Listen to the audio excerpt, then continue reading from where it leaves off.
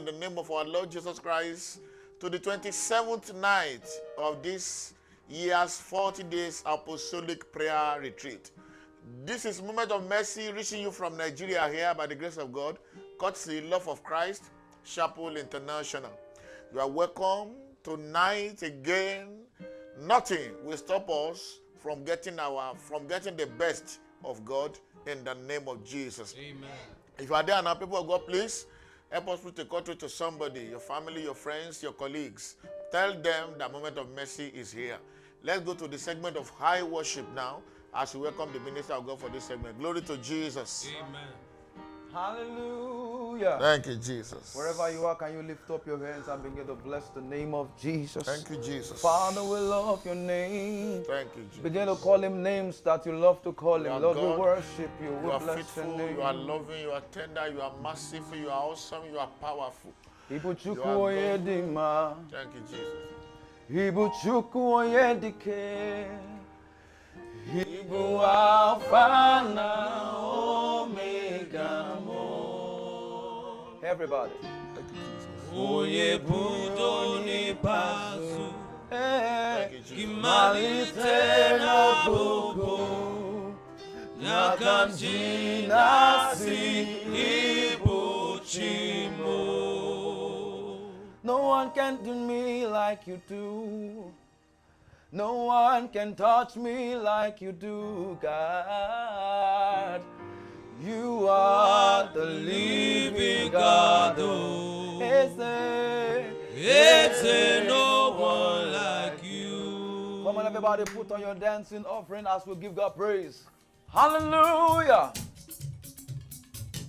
One thing we ask of you, one thing that we desire, and as we worship you, God, God, come and change our life. Everybody say one thing. One thing we ask of you. Hey. One thing that we We lift desire. our voice and say, That as we worship God, you, come and change the life. Lord, come and change the life. Let me see you. Everybody, you say, Arise, Hey. arise, arise, We bless your name. arise, arise. Take your place. Take your place. Be enthroned. Be enthroned. Honor, praise. Honor, praise. Arise. King of kings. King of kings. Holy God. Holy God.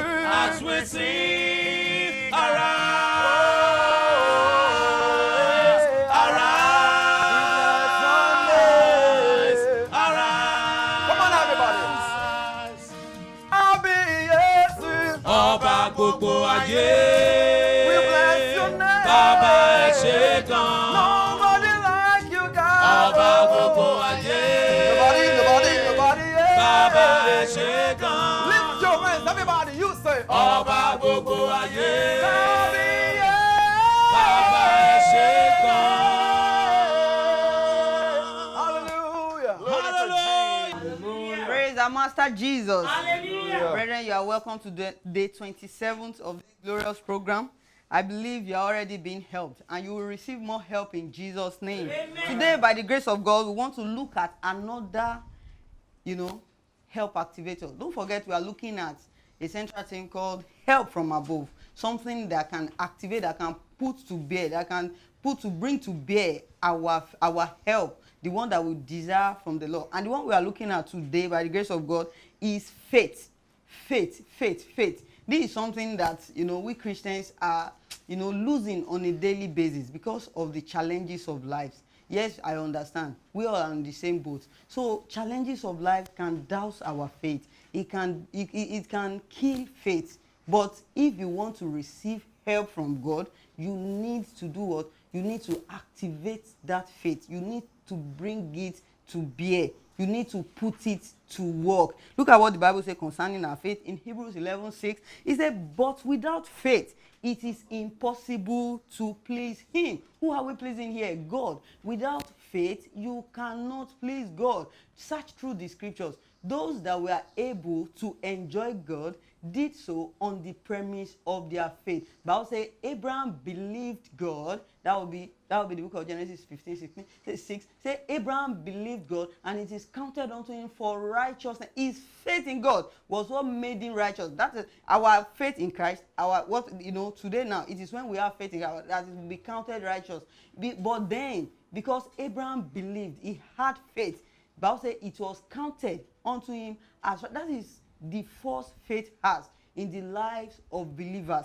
Praise the Lord. I pray for you today. I don't know what circumstances you are dealing with that is slowly killing your faith. The Lord God of mercy will revive that faith in Jesus' name. Amen. If you desire anything from the Lord, you need to do what? You need to look up to him in faith. You need to believe him. You need to trust him 100%. Don't hold back. Don't think about what you are passing through. Don't think about your circumstances. Don't just say, God, I trust you. God, I don't know what to do about this, but I want to believe you. And you will see God. You will see him coming to your rescue. And he will come to your rescue in Jesus' name. Amen. He will come to your rescue in the name of Jesus. One thing as Christians that we want to encourage us not to do is not to get too familiar with God, because this is something that can kill our faith. When we, the white man will say familiarity breeds contempt. When you are too familiar with something, you might not, get the best of it. Because we are Christians, we've been Christians for so long, we tend to want to think we know everything about God. And that's kind of, it kills faith. When people that are not, Christians, when they come to church, whatever the men of God or women of God tell them to do, you see them doing it fervently. But we that have been in church for years, you just say, we have done it last year. You have to keep doing it. You have to keep. If you want to get the best of God, you have to put your faith to work. You have to exercise that faith. The disciples told Jesus, he said, increase our faith. He said, the little you have is enough. He said, if you have a faith that is as little as a mustard seed, you can use it to do anything. So that tiny faith, put it to work. Don't say, I don't have faith, I'm weak. Whatever it is you are dealing with, you can tell the Lord, Lord, help me. Help me to trust you the more. Help me to believe you. Help me to do what? To surrender, to yield my all to you. When you do this, our Father in the Lord, he will keep telling us, his story, that the way he started, he just had to trust God. Say he started with nothing, with virtually nothing. Even getting married, he will tell you, he has been telling us for years. But look at him today, because he decided to trust God. He decided to trust God with his life, with everything he had. Say, God, I am nothing, but I want to commit myself unto your hand. And look at him today. You and I, we are following him because he believed in God. Believe in God too. And tomorrow it will be your turn that people will follow you in Jesus' name. Amen. People will follow you too in the name of Jesus. Amen. But first, you need to put your faith in God to work. It will be well with you in Jesus' name. Look at this nugget concerning faith. Say we cannot please God without our faith. Another one is that Jesus notices our faith. Faith moves God to act on our behalf. Faith gives us, strength during trial. When you are weak, your faith can strengthen you. Our faith also encourages others. When you have faith, it will encourage people that, if this woman can, let me try. And it is a plus to the kingdom work. And lastly, faith is the basis. You need to get this book. Just get a copy. It's loaded. It's rich. All of these things we are, exhorting you in, they are there. Get your own copy. It's inexhaustive. You will be blessed in Jesus' name. Amen. Let's quickly move on to our confessions.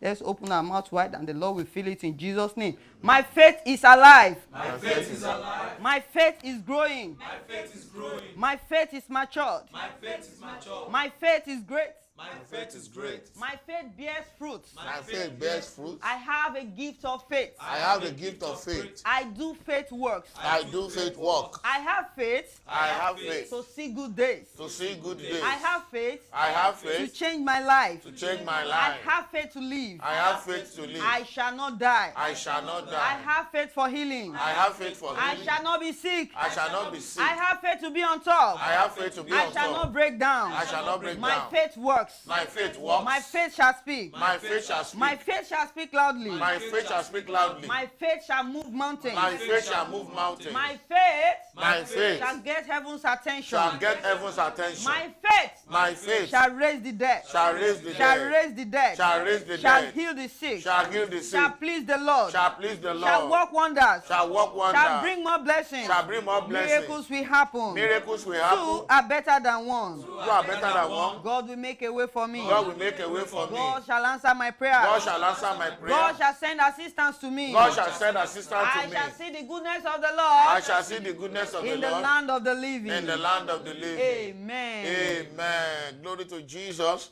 We all see the goodness of the Lord in the land of the living by mercy in the name of Jesus. You're welcome once again if you just joined us. We go to the next segment now, which is intercession and warfare segment of this program. Let's welcome the minister of God for this. Glory to Jesus. Hallelujah. Shout hallelujah. Hallelujah. It is time to pray. It is time to intercede. I will have two groups of people we shall be praying for. We shall be praying for the body of Christ, and we shall be praying for missionaries. Ephesians chapter 4 verse 11 tells us that God, when Jesus led captivity captive, he gave gifts unto sons of men. And he gave some apostles, prophets, pastors, evangelists, and teachers for the edifying of the body of Christ. Beloved, I want us to thank God for the body of Christ globally, all over the world, wherever you are. Shall we lift up our voices and begin to bless the name of the Lord over the body of Christ? Prayers in the name of Jesus. Father, in Jesus' name we pray. Amen. I want us to lift up our voices and pray once again. One of the challenges the body of Christ is having today is the problem of unity. Jesus prayed in John chapter 17 that they all may be one. Want to pray that there will be unity in the body of Christ globally in the name of Jesus. Shall we open our mouth and begin to pray right now? Jehovah, King of glory, we look up to you, we pray. In Jesus' mighty name we pray. We want to pray for missionaries. There are so many missionaries in war-torn areas. We want to cry unto God for them, that God will stand by them. Say, Father, strengthen our missionaries. Encourage our missionaries. Stand by them in the mighty name of Jesus. Lipra rusa telia kantayaba. Now, Father, we pray that globally there will be unity in the body of Christ. Everything dividing the body of Christ, let them be destroyed in Jesus' name. We pray you will bring the body of Christ to unity. Bring us into maturity. And all the missionaries that are in war-torn areas doing this work of our Father, Father, we pray you will stand by them. You will encourage them. You will strengthen them. And the work in their hands shall prosper. Thank you, Father, because we have answered. Blessed be the name of the Lord. In Jesus' mighty name we pray. Amen. Hallelujah. Glory to Jesus. We move to the next segment now. But before then, men, I want to remind us that our meeting has started since yesterday. Today is the second day. Today is Saturday now by the grace of Almighty God. This is Saturday morning. We are going to be there through today till tomorrow morning, 12 p.m. Nigerian time. So if you are a man, you can still please find your way to our camp. Even right now, up this morning, by the grace of God, anything from 7 a.m. you can start making your way there to the camp by the grace of God. It's a 72-hour meeting. Let's welcome the minister of God for singing in our hymn book. Hallelujah to Jesus. Praise God. Hallelujah. We'll be singing hymn 3, Forth in the Name, O Lord I Go, page 380. Page 380. We'll start with the English, then we'll take the Yoruba progressively.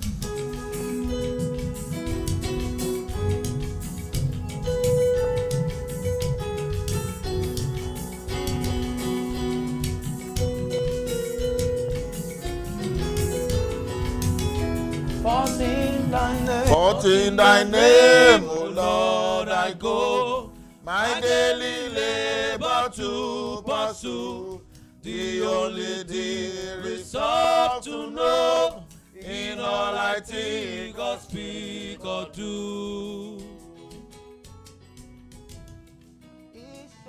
He iṣẹ́ tó yàn mí lánú rẹ̀ jẹ́ kí n lè ṣe tayọ̀tayọ̀ kí n rojú rẹ̀ ní iṣẹ́ mi kémi sì lè fìfẹ́ rẹ̀ hàn. Hallelujah. Thank you, Jesus. Preserve me from my calling snare, and hide my simple heart above the thorns of choking care, the base of worldly love.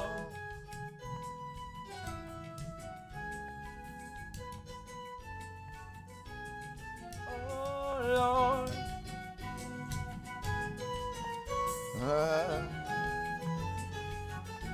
Ìwọ tójú rẹ̀ rọkàn mi, máa wà lọ́wọ́ ọ̀tún títí, kí n máa ṣiṣẹ́ lọ láṣẹ rẹ̀, kí n fi ṣẹ́ ní gbogbo fún wọn.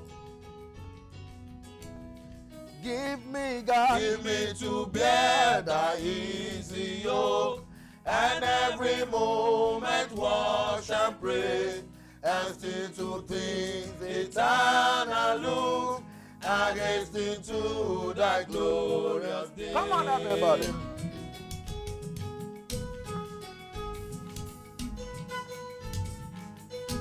Yeah. Thank you, Jesus. Ohunkóhun tó fi fún mi, jẹ́ kí n lè lò fún ògo rẹ̀, kí n fàyọ̀ súre ìje mi, kí n bá orin títí lọ́run.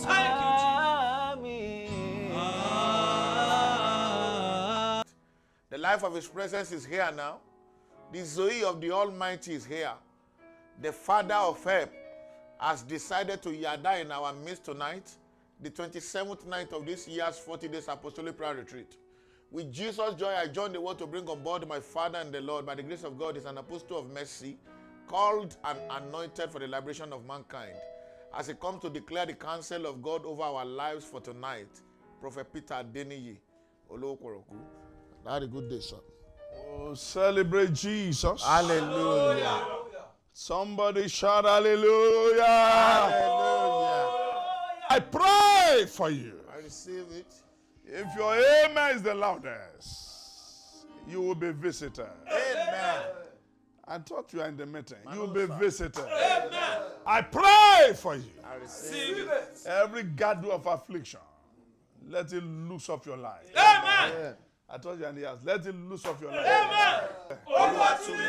Lord, loose me. Lord, loose me. Loose my work. Lose my work. Loose my destiny. Lose my destiny. Loose my children. Lose my children. Loose my glory. Lose my glory. From every chain. From every chain. From every manipulation. From every manipulation. Loose me by fire. Loose me by fire. Loose me by your blood. Loose me by your blood. Loose me by your name. Loose me by your name. Somebody shout amen. Amen. You are loose. Amen. I say you are loose. Amen. I say you are loose. Amen. You didn't hear me. I say you are loose. Amen. I say you are loose. Amen. Amen. Amen. What a time in the presence of God. Meeting like this is ordained with intention of making people to meet God. It is not men meeting men. It is God meeting men. And when God meets with you, your long time battle must be over. Yes, When God, have you imagine when Moses met with God? A man of the back side of the desert, a man that has no identity for 40 years, became a voice. So,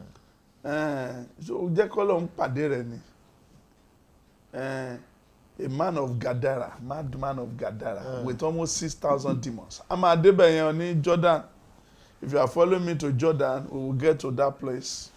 And it's going to be a massive deliverance. Jesus Christ. Where Jesus sent away sisters or demons from a single man. We're going to get there in Jordan. That event happened in Jordan. We'll be there to do a massive deliverance. If you have not made up your mind to follow me to Jerusalem this year, make up your mind. And we are going to Jordan. And by the grace of God, next year we'll be going to Jerusalem. Amen. But this year we're going to Jordan. Hallelujah. And God is going to do unusual things. Amen. All the men of God that we are seeing that they have blessed us, most of them are following us. Yes, sir. Pastor Laita Rumalaran, Dr. Yinka Oshiolale, Dr. Fred, Dr. Tola, Kabiyesi too is following us. Yes, sir. And Ayan too is going Yes, sir. to go and sing Yes, sir. the praises of the Most High. All of you too will go. Have you done too? Yes, sir. Yes, sir. Yes, sir. By next year, we'll be moving one after the other. You know, even the cameraman will be there to capture us, and the engineer will be there too, and all these great singers and these great. We'll go with a team with your family. See, you will sing your new song. Thank you, Jesus. Platform like this is meant to transform destiny. Where God meet with men, there must be transformation. Yes, sir. You are not the one who will be telling people, I have met I've with met God. with No, God, yes, what people will see in your life will tell them you have met with a higher being. I hear, sir. Ohun tí wọ́n bá rí lára ẹ̀ ní ó kéde. Bẹ́ẹ̀ni, sir. Ìwọ kọ́ lọ́mọ kéde ní Radio Lagos. Mo ti rí Ọlọ́run o, àwọn wòlíì ta Ọlọ́run rè. No. What will be oozing out of your life will be a proof that you have met with God. Ẹyẹ ọ̀kín ò ní pariwo pọ́kín lòun. Bẹ́ẹ̀ bá ti rí ẹ. Rírá bàbá ẹ̀ á mọ̀ pé ẹyẹ ọ̀kín rèé. Ọ̀kín ló ń bẹ̀rẹ̀. Sir, Igayata. In the name of Jesus. Igayata. Yes, Lord. Àmì ipò rọ́lọ́m. That I've met with God. The sign and the proof that I've met with God. Let him manifest in my life. Let it manifest in my life. Now. Now. Let him manifest in my life. Let it manifest in my life. Possible. It's not just, you can't see God and men will not feel it around Yes, you. sir. Yes, sir. Something, no, you are not the one who will be gesticulating. You are not the one who will be showing it by identity in your card. Come and meet a man that I met God. Oh, no. I saw a great light. Somebody shout, Yes, great light, envelope me. Great light, envelope me. Divine light, envelope me. Divine light, envelope me. Light from heaven, envelope me. Light from heaven, envelope me. Light from above, envelope me. Light from above, envelope me. Light from the throne of God, envelope me. Light from the throne of God, envelope me. Light from the face of God, envelope me. Light from the face of God, envelope me. Light from the name of Jesus, envelope me. Light from the name of Jesus, envelope me. Light of Holy Ghost, envelope me. Light of Holy Ghost, envelope me. Pray for you. I receive it. In the house, if you can shout amen like thunder, let light of heaven envelopes you. Amen. Envelopes you. Amen. Envelope your children. Amen. Envelope your destiny. Amen. Envelope your name. Amen. Envelope your personality. Amen. Envelope your house. Amen. Envelope that your room. Amen. Envelope that your environment. Amen. Envelope your community. Amen. Envelope Nigeria. Amen. Envelope the country you find yourself. Amen. Let light envelope your office. Amen. Light of heaven envelope your office. Amen. Envelope your firstborn. Amen. Envelope your documents. Amen. Pray for you. I receive it. You will carry this light. Amen. Yesterday was awesome. Yes, sir. Yes, sir. Racer. It was awesome. Race, sir. With Pastor Laita Rumalaran, it was awesome. It was awesome. It was awesome. It was awesome. Tonight we have Kabiyesi Oh, yes. Elesure, Yes, sir. this great man of God that met with God. Oh, yes. He met with Jesus. You can't be a king in Nigeria and still be a voice for God. You rather choose one. But there is a man who chooses to be two.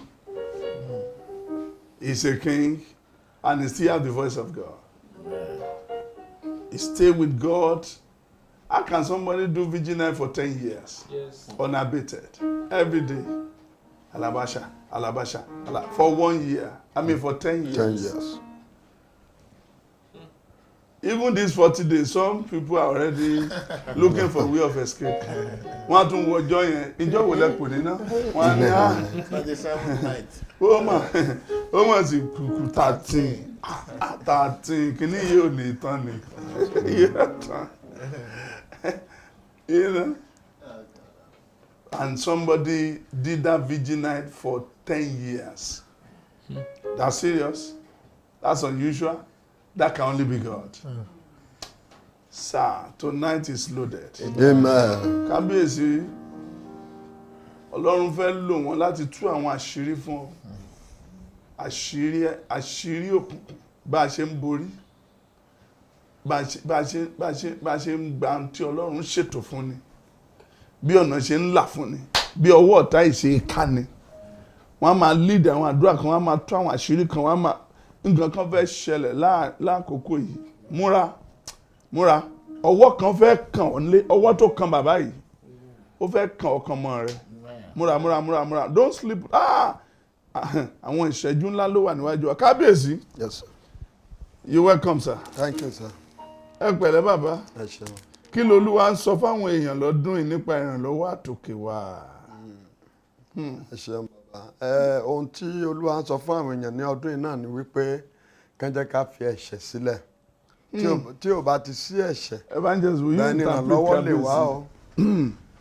What God is saying this year is that we should leave sin alone. When there is no sin, that is when we can enjoy help. Títorí pé ẹ̀ṣẹ̀ wa pọ̀ ní orílẹ̀-èdè yìí. Because our sins are much in this nation. Ìdí nìyẹn tí wàhálà fi wà lórílẹ̀-èdè o. That is why there are troubles in the land. À ń gbàdúrà o. We are praying, Ṣùgbọ́n ọ̀run ò gbóhùn wa. but heaven is not hearing our voices. Ohùn wa ò débì kankan. Our voices are not reaching Àwọn ìránṣẹ́ anyone. Ọlọ́run gan We servants of God, kò sí unity láàrin wọn. there is no unity in their midst. Wọ́n gbé Bíbélì dání ni wọ́n tara wọn They lọ́fà. carry Bible here, they destroy themselves. Kò sí ìwà mímọ́ nínú ayé àwọn There is ìránṣẹ́ no Ọlọ́run. holiness in the lives of the servants of the gospel. Bíbélì sì ní pé ẹni tó gbóhùn èlò Olúwa And the Bible says anybody that carries the instrument of ó ní God kó kíyè sára. must be watchful. Ọ̀pọ̀lọpọ̀ àwọn ènìyàn wa lónìí So many of our people wọ́n ti today, gbóhùn èlò Olúwa ń lọ gbé níbi tí ò tọ́. they went and carried the instrument of God in the wrong place. Bíbélì tẹ̀ sọ fún wa The Bible tells ó ní àwọn tó us bá ti ń dẹ́ṣẹ̀ ó ní ajá ni wọ́n. that those that commit Ó sin ní are ẹlẹ́dẹ̀ dogs, sì ni wọ́n pẹ̀lú. and they are pigs too.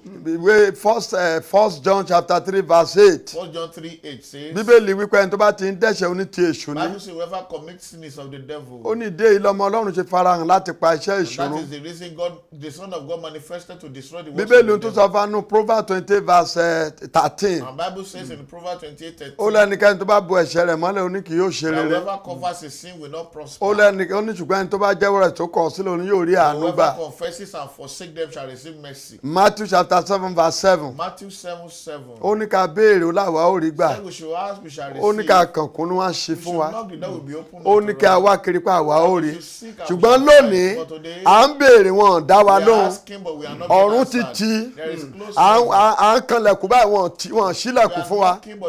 Lẹ̀kùn ohun rere ń tì mọ́ Nàìjíríà. Lẹ̀kùn ohun rere ń tì mọ́ àwọn tó wà ní Nàìjíríà. Tí ààrẹ orílẹ̀-èdè bá ṣẹ̀, gbogbo orílẹ̀-èdè yẹn ló máa jìyà ẹ̀. Tí ìránṣẹ́ Ọlọ́run kan bá ṣẹ̀ nínú ìjọ, bí general overseer or anybody, gbogbo ìjọ yẹn ló máa jìyà ẹ̀. Tí ọba ìlú bá ṣẹ̀, kingdom ẹ̀ máa jìyà ẹ̀. Bí baálé ilé bá ṣẹ̀, ìyàwó àtàwọn ọmọ wa jẹ nínú ìyà náà. Ọlọ́run ń lo àwọn kan tó ń ṣẹlẹ̀ lákòókò ibi pàṣán láti máa dàn wá lẹ́gba lórílẹ̀-èdè yìí. Bí àtẹ̀ tó bá ṣe tó yìí, tí àwọn tó níwà mímọ́ bá pọ̀ lára wa, tí a bá gbóhùn sókè, ọ̀run á gbóhùn wa, we will be able to shake the heaven. Ṣùgbọ́n títorí pé kò sí ìwà mímọ́ mọ́, olófà tí wọ́n fi gbóhùn wa. ẹni tó bá dẹ̀ ti wà nínú ẹ̀ṣẹ̀ kò lè rí ìrànlọ́wọ́ gbà láti ọ̀run wá whoever is sick cannot receive help from God. nítorí pé kò sóhun tá a máa fi connect ẹ̀ Because there is nothing we torí can pé connect ẹ̀ṣẹ̀ it. wà Because there are sins. tí ò bá ti sí ẹ̀ṣẹ̀ nínú àgọ́ When there is no sin in ẹ̀mí the mímọ́ vineyard, á lè ṣiṣẹ́ Holy Spirit will ẹ̀mí do mímọ́ to ẹ̀ lá connect wa mọ́ ọ̀run will connect kí us to ìrànlọ́wọ́ ó heaven tó wá and be there, help ẹ̀kẹ́ will hallelujah come. Hallelujah. bíbélì sọ fún wa Bible tells nínú us ìwé Mátíù orí keje in Matthew 7 ẹsẹ̀ ìkẹfà verse 6 ó ní ká kíyèsára lọ́dọ̀ àwọn ajá that we should be very careful from dogs, ó ní a lè fo mímọ́ fún ajá that we cannot give a holy bẹ́ẹ̀ gift ni to a lè dogs, sọ ọ̀ṣọ́ wa síwájú ẹlẹ́dẹ̀ and we cannot put our ó jewel nítorí tó ń bá before bojú ẹ̀yìn ó ní wọ́n wá bù wá ṣán because if they look bad they will come and bite us. ẹ̀gbọ́n mi ajá ẹ pè é lórúkọ tó bá wù yín Dogs, call it the name ẹ you pè é like ní it, Johnson call it ẹ pè é ní Johnson, bingo call it bingo, ẹ pè é ní anything call it any name. ó yìí padà bọ̀ nínú èébì rẹ̀ ẹ pè ẹlẹ́dẹ̀ ẹ pè ẹlẹ́dẹ̀ ní ọmọlẹ̀yẹ Whatever you call ẹ a pè é pig, ní any call name a pig any name. ẹ pè é ẹ sọ pé bóyá ó jẹ́ wood ó jẹ́ stone ó jẹ́ ọmọlẹ̀yẹ ẹlẹ́dẹ̀ lẹ́lẹ́dẹ̀ ń jẹ́ Pig á is padà pig. sínú He ẹrọ̀fọ̀ will return to his piggery. tá a bá fún mímọ́ fún wọn When they give wọn ò you ní mọ̀ blood lú to ẹ them, they won't know the torí pé usefulness ẹlẹ́ṣẹ̀ ni wọ́n because they are sinners. bíbélì sọ fún wa nínú ìwé Philippians chapter 3 verse 2 Bible tells us in Philippians 3 ó ní ká kíyèsára lọ́dọ̀ àwọn ajá that we should be watchful ó of ní ká dogs, kíyèsára lọ́dọ̀ àwọn ẹlẹ́ṣẹ̀ that we should be careful àtàwọn of oníṣẹ́ sinners búburú and those that do bí evil àgùntàn bá works. bá ajá rìn á jẹ̀gbẹ́ When the lamb walk with a dog, he will ẹ jẹ́ eat ká wo orílẹ̀-èdè Nàìjíríà faces. Look lónìí at Nigeria today. ọ̀pọ̀lọpọ̀ àwọn ìránṣẹ́ Ọlọ́run ni wọ́n ti tẹ́ iṣẹ́ ìránṣẹ́ wọn nídìí So many servants of God have used ọ̀pọ̀lọpọ̀ they are using ìránṣẹ́ Ọlọ́run wọ́n ti ran power. Ọlọ́run lọ́wọ́ They are helping Ọlọ́run God sì ní now. ká ràn òun And lọ́wọ́ God never asked for our help. wọ́n ti lọ wá alternative and relative They have gone to look for alternative and Ọlọ́run ò sì relative. rán wọn And God did not send them. ìjọba kan wà lẹ́kìtì There is a kingdom wọ́n pè in ní Ekiti. open way They call it gbogbo open ìjọ tó wà way. lẹ́kìtì ló fọ́ All the churches in gbogbo Ekiti everybody went ahead. gbìrìgbìrì ó di open way Everybody went to open ṣùgbọ́n way. lónìí But today, where is open way níbo ni open way wà? open way ti di desert Open ó way ti has da become a wilderness desert. It has become a igi wilderness. kaṣí àti wù nínú open way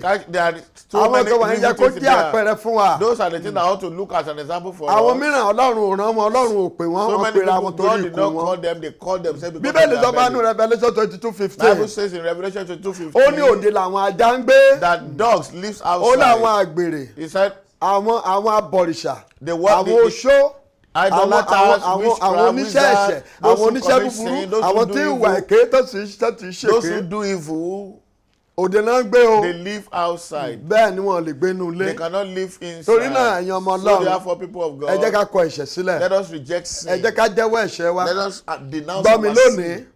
gbogbo aspect pátá ló ti fail o Listen to me, all aspects you àwọn fail. pásọ ti fail Our pastors have ààrẹ failed. ti fail The nation, the Governor president ti has fail. failed. Governors have failed. ọba ìlú ti fail The kings have failed. police ti fail Police have failed. name them wọ́n ti fail They have failed. láti ìjọba èèyàn lè sá lọ sí ààfin Initially, you pé can ààbò wà run to the níbẹ̀ king because there kò is sí ààbò security mọ́ there. láàfin o Now there is no security kílẹ̀ in o the tó mọ́ tó palace. lọ ọ̀bá múra Before noon, before olùwà the lè dawn, dòkú o if you don't care, láti já sọ pé ìrànlọ́wọ́ wà ní police station initially we kò sí say there ìrànlọ́wọ́ ń is bẹ̀ mọ́ o but there is no kò help sábò in ń bẹ̀ police mọ́ station, o there is no security if guys there. not taken wọ́n á dáná sun police station yẹn àti aláìṣẹ̀ tó wà níbẹ̀ wọ́n á jọ sun wọ́n pọ̀ kílẹ̀ o tó mọ́ torí náà ẹ̀yin ọmọ Ọlọ́run ẹnìkan ṣoṣo tí ò tí ì fèèlì báyìí The only one who has not failed òun náà ni Jésù Kristi is Jesus Christ. ẹja padà sọ́dọ̀ Jésù Let's return to him. òun ló lè ràn wá He's the only one lọ́wọ́ that can onírànlọ́wọ́ wa látòkè wá He's our source ẹ̀gbọ́n of rẹ ò help. lè ràn ọ́ Your lọ́wọ́ brother cannot help you. sísítà rẹ ò lè ràn ọ́ Your lọ́wọ́ sister cannot help ẹni you. tó wà lamẹ́ríkà tó wò yẹn ò lè ràn ọ́ The one in lọ́wọ́ America you are looking àwọn at tó cannot wà help níbẹ̀ you. ọmọ irúṣẹ́ tó ń ṣe ni Those there you don't know àwọn the work kékeré of ń you. fẹ́ràn lọ́wọ́ Some of them ẹja need gbé help. ọkàn wa sọ́dọ̀ Let us Ọlọ́run put our heart Psalm unto God. 121 Psalm ó lè ní 121. ojú mi sórí I will òkè lift wọn my eyes to the ó ní hill. níbo ni ìrànlọ́wọ́ mi ó ti Where wà cometh my ó ní help? ìrànlọ́wọ́ mi ó tọwọ́ Olúwa My wá help cometh from tó the dá Lord, ọ̀run òun ayé the one that created the heaven and earth. Ọlọ́run yìí nìkan This same òun God ló lè ràn wá is the only lọ́wọ́ one that can help ìrànlọ́wọ́ us. látòkè wá Help from Ọlọ́run above. ló ń jẹ́ bẹ́ẹ̀ That is God. Jésù ni ìrànlọ́wọ́ That's Jesus. kì í ṣe babaláwo It is not kì í ṣe babaláwo. àjẹ́ It is not kì í ṣe witches. ológbóni It is not kì í ṣe wizard. adáhunṣe It is not anybody. ìrànlọ́wọ́ ìyàtọ̀dọ̀ Ọlọ́run ló ti This lè help wá is from ẹ God. jẹ́ ká súnmọ́ Ọlọ́run Let's connect to ìwé God. Jákọ́bù orí kẹrin ẹsẹ̀ ìkẹjọ James ó chapter ní 4 ẹ verse súnmọ́ 8. Ọlọ́run He said, move òun náà closer yóò to sì God, súnmọ́ wa he will draw ní closer to àkókò you. yìí In this ẹja time, súnmọ́ let's Ọlọ́run move closer to ẹja God. fìwà búburú wa lẹ̀ Let's